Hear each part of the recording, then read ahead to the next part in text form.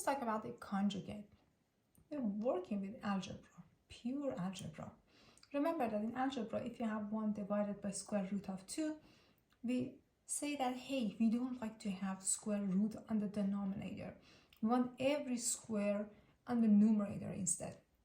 What are we doing? We are just rationalizing the denominator. We multiply both the numerator and the denominator by square root of 2.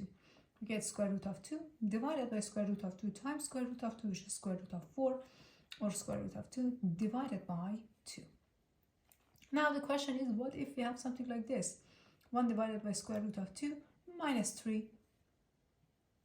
What is the numerical value that I need to multiply both the numerator and the denominator by? In this case, we say that, hey, we multiply by the conjugate. The conjugate is square root of 2 plus 3 and square root of 2 plus 3 on the denominator. So this is square root of 2 plus 3 divided by, now you just have to do the multiplication here. So you can do the distribution, square root of 2 times square root of 2, then square root of 2 times 3. Now we need to continue. Negative 3 times square root of 2, and then negative 3 times positive 3, which is negative 9. So basically have square root of 2 plus 3 divided by, here you have square root of 2 times square root of 2, which is square root of 4 or 2, plus, you can cancel out these two because they are opposite of each other, minus 9 then. So what happens? You have square root of 2 plus 3 divided by negative 7. So you don't have any square root on the denominator. You don't have any crazy looking number on the denominator. In general, if you have square root of a plus b, its conjugate is square root of a minus b.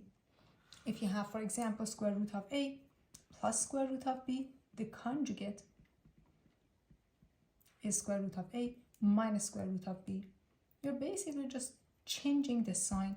So if you say, hey, if I have square root of a minus b, then the conjugate is square root of a plus b, and continue. So in general, if you have something like this from numbers, 2 variables, if you have 1 divided by square root of x minus 3, you don't like to leave it like this.